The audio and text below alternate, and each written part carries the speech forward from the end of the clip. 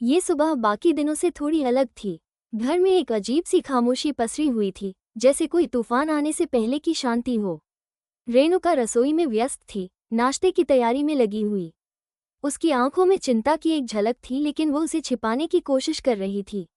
वहीं सायली छत पर कपड़े समेट रही थी और सचिन, हमेशा की तरह, अपनी किसी छोटी सी ख्वाहिश के साथ रसोई में पहुंचा। आई, आम पन्ना बनाओ ना। बहुत मन है पीने का, उसने बच्चों जैसी मासूमियत से कहा। रेणुका एक पल को उसकी ओर देखती है, जैसे कुछ सोच रही हो। फिर बिना कुछ कहे आम पन्ना बनाना शुरू कर देती है। ये देखकर सचिन के चेहरे पर एक हल्की सी मुस्कान फैल जाती है, मानो उसे एक पल के लिए माँ का स्नेह मिल गया हो। सचिन खुशी खुशी आम पन्ना पीता है और उसकी आंखों में पहली बार उस अपनत्व की चमक दिखती है जो उसे रेणुका से चाहिए थी। लेकिन ये खुशी क्षणिक थी। कुछ ही देर में रेणुका का वही पुराना कठोर स्वभाव सामने आ जाता है।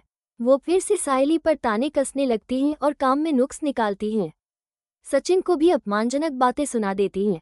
अब सचिन बर्दाश्त नहीं कर पाता। उसके भीतर की सारी भावनाएं फट पड़ती हैं। वो गुस्से से कहता है, आई मुझसे प्यार ही नहीं करती, इसलिए मैं तुझे आई नहीं, बाबा की बाई कहता हूँ। ये शब्द जितने गुस्से में थे, उतने ही दर्द में डूबे हुए भी। वो अपनी माँ के अपनत्व के लिए तरस रहा था, और वही माँ उसे बार बार पराया महसूस करवा रही थी। लेकिन इस बार वो सिर्फ बोलकर शांत नहीं होता। उसके भीतर का तूफान और बढ़ चुका था। रेणुका भी अपनी बातों से पीछे नहीं हटती। वो कहती है, तेरी परवरिश मैंने नहीं की, तू तो एक नंबर का गुंडा है। इन शब्दों ने सचिन के अंदर की आखिरी उम्मीद भी तोड़ दी। उसकी आंखें नम हो जाती हैं, लेकिन वो आंसू किसी को दिखाना नहीं चाहता। बिना कुछ कहे वो गाड़ी की चाबी उठाता है और घर से बाहर निकल जाता है।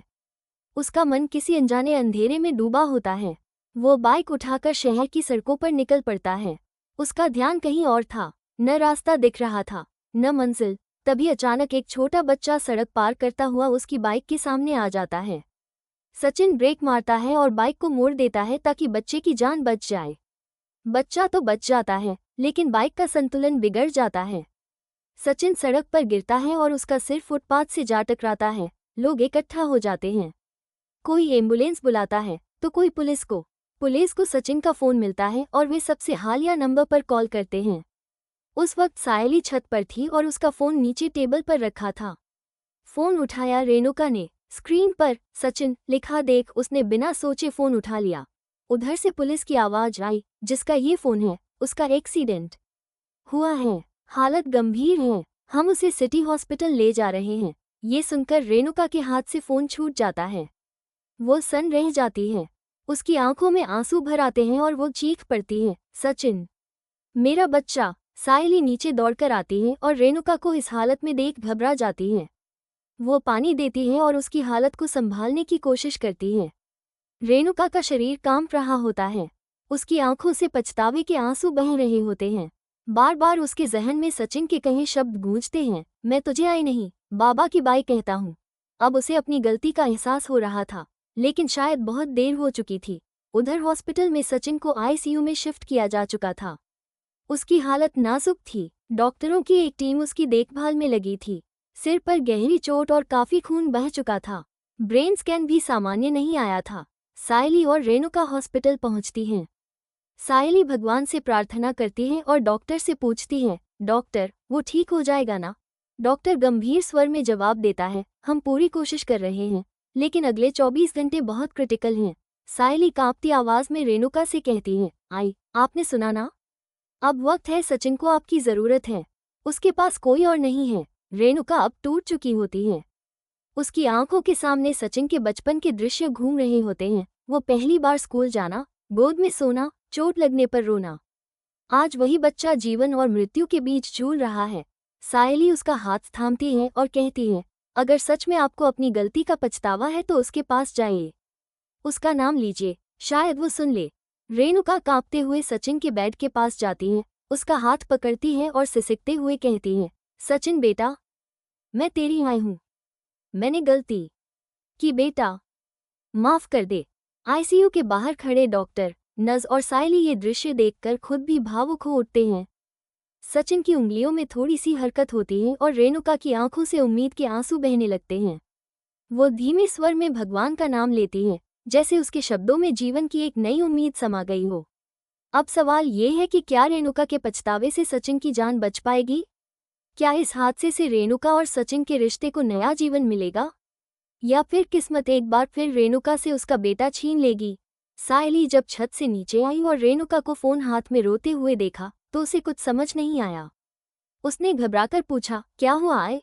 रेणुका की आंखों से बहते आंसू रुक ही नहीं रहे थे। कांपती हुई आवाज में वो कहती है, सायली, वो सचिन, उसका एक्सीडेंट हो गया है। पुलिस वालों ने फोन किया था, उसे सिटी हॉस्पिटल में भर्ती किया गया है। हालत बहुत नाजुक है। ये सुनते ही सायली के होश उड़ जाते हैं। उसके पैरों तले मानो जमीन खिसक जाती है। एक झटके में वो दौड़ती है, खुद को किसी तरह संभालती है और रेणुका को साथ लेकर अस्पताल की ओर निकलती है। कार में बैठते ही रेणुका पूरी तरह टूट जाती है। वो बड़बड़ाने लगती है, हे भगवान, मेरे सचिन को कुछ नहीं होना चाहिए। मैंने कभी उसे गले नहीं लगाया, कभी उसके सिर पर हाथ नहीं फेरा। लेकिन इसका यह मतलब नहीं कि मैं उससे प्यार नहीं करती। मैं उससे बहुत प्यार करती हूँ। सायली यह सब सुनकर स्तब्ध रह जाती है। पहली बार वो रेणुका के दिल की सच्चाई सुन रही थी। वो दर्द, जो इतने वर्षों तक शब्दों में नहीं आया, अब आंखों से बहता जा रहा था। सायली के भीतर कुछ पिघलने लगता है। उसे एहसास होता है कि रेणुका की कठोरता के पीछे कोई नफरत नहीं, बल्कि एक अनकही मजबूरी थी। रेणुका की आंखों से आंसू थम ही नहीं रहे थे। सायली ने धीरे से उसका हाथ थाम लिया। उसे पहली बार लगा कि इस औरत के भीतर भी एक माँ है, एक टूटी हुई, डरी हुई माँ, जो अपने बेटे को खोने के डर से उससे दूर हो गई थी। कार जैसे जैसे अस्पताल की ओर बढ़ रही थी, रेणुका की सांसें अनियंत्रित होती जा रही थीं। उसका ब्लड प्रेशर गिरने लगा और अचानक वो पीछे की सीट पर लुढ़क गई। सायली घबरा गई। उसने कार रोकी, पास की मेडिकल शॉप से पानी लाकर रेणुका के चेहरे पर छिड़का, लेकिन रेणुका बेहोश थी। अब सायली दो मोर्चों पर लड़ रही थी। एक तरफ उसका पति सचिन मौत से लड़ रहा था और दूसरी तरफ उसकी सास की हालत भी बिगड़ती जा रही थी। इस संघर्ष के बीच कुछ ऐसा हुआ जो पूरी कहानी को एक नई दिशा देने वाला था। जैसे ही सायली रेणुका को अस्पताल लेकर जाती है, डॉक्टर उसे प्राथमिक इलाज देते हैं। रेणुका को होश आने में थोड़ा समय लगता है। इसी दौरान एक नर्स गलती से रेणुका की फाइल सायली के हाथ में दे देती है। सायली जब फाइल खोलती है तो उसके हाथ कांपने लगते हैं।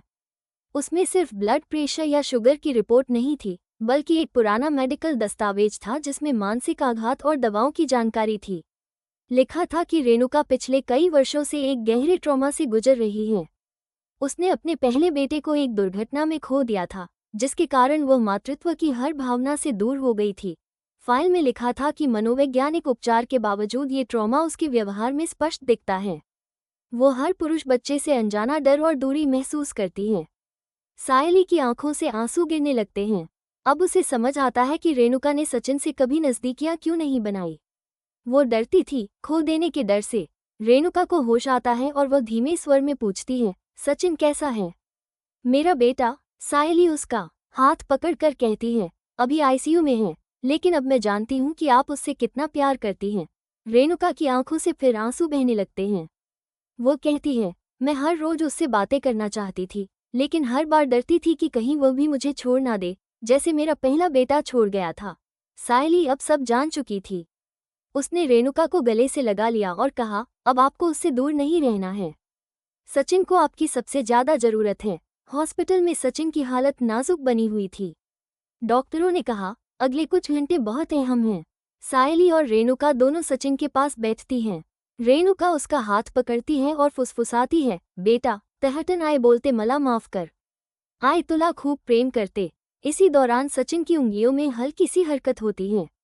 डॉक्टर तुरंत दौड़ते हैं और कहते हैं, ये पॉजिटिव साइन है।